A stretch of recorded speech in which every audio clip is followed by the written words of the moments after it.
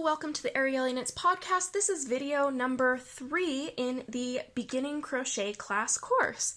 In the first 2 videos, we covered how to chain, how to work in the foundation chain, how to hold your yarn, how to read a pattern, and we briefly went over how to count your stitches and read your work. So in the last video, we also learned how to go up a row. So at the end of this row 1 instruction, it says to chain 1 and turn. So this is you essentially moving up a row. It's like adding a block to go on top of another block when you're building a house. You can't just add blocks and then all of a sudden just put blocks back. If you do that, then it's not going to work out. So we're going up a row, we're going up a floor, and we're moving back across. So we just did our chain 1 and turn. All right, so like in the last video, I showed you this chain at the top. So here's the back, here's the front, here's this chain at the top. So right here, we have this saddle. When you are, let me move the pattern so it doesn't distract. So when you are working in the saddle, there's a front loop, which is the loop, always the loop closest to you, and the back loop, which is always the loop furthest from you. So some patterns will say, okay, single crochet in the back loop only. Unless specified to do that, work in the back loop or the front loop only, you can assume that you need to go under both loops of the saddle to work your stitch. So here's what I mean. So we're told to single crochet the pattern here. So we're on row 2. The pattern says to single crochet in each stitch across, then chain 1 and turn, which is moving up. So single crochet in each stitch across. So I'm gonna stick my hook. Let me move the yarn so it doesn't get in the way. I'm going to stick my hook through under both loops of the saddle, okay? And each saddle is a stitch. So I'm under the saddle, I'm wrapping around and pulling my loop under and up, right? Just like working before a single crochet. Then I'm going to wrap around and bring through the 2 loops on my hook. Again, under the saddle, wrap around, bring under. So in this first one, you're not going to separate it and bring it through one loop of the saddle. You bring it under both loops of the saddle to pick up the yarn.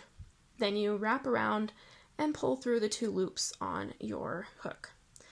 So one more time, I'm going to go under the saddle right here, wrap around clockwise, hook, pull the yarn under, wrap, and pull it through the 2 loops on my hook.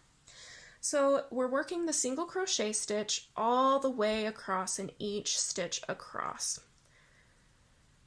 Okie dokie. So something that will happen is, and something that happened a lot when I was first starting to crochet, is that I would not, when I crocheted across, I would skip stitches or add stitches.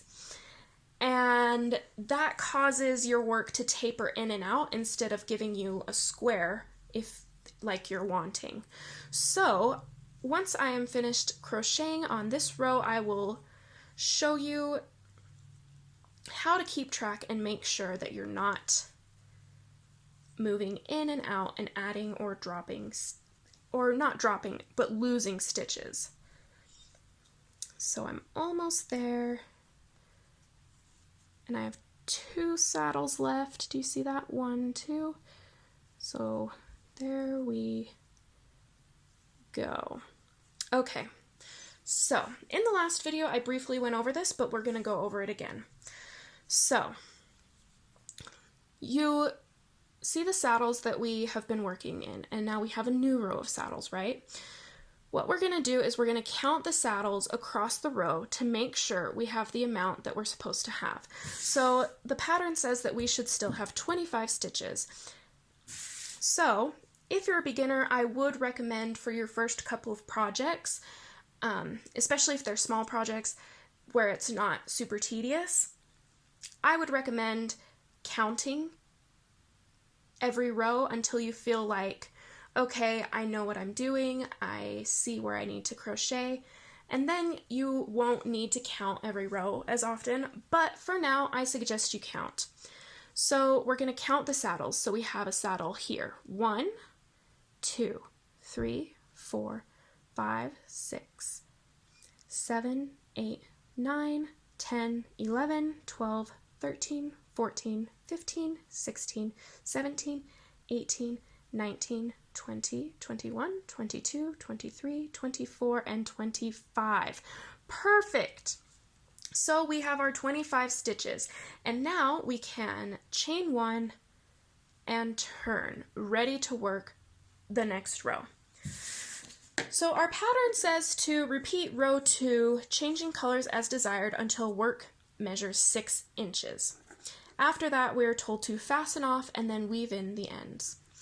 So for the sake of time as well as learning, I am not going to go 6 inches.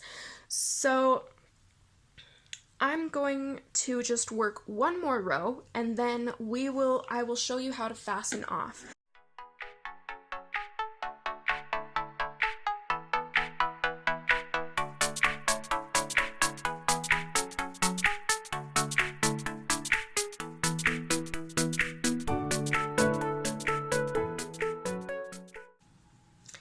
Okay, so I just finished my last single crochet on the last row that I want to work in the project.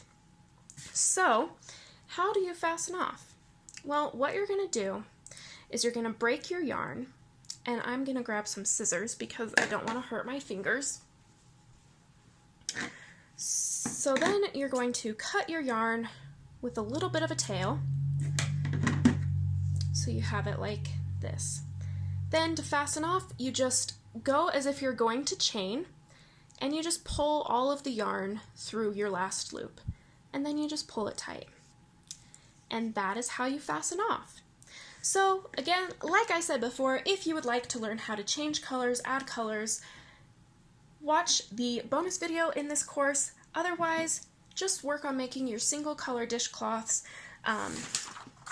Like the pattern says, you would repeat row 2 until it's 6 inches tall, and then you would fasten it off and weave in your ends. So thank you so very much for watching this video. Thank you very much for showing interest in this course. If you enjoyed it, please like, comment. We would love for you to subscribe so that you can get more great content, and we hope you have a wonderful day. Bye.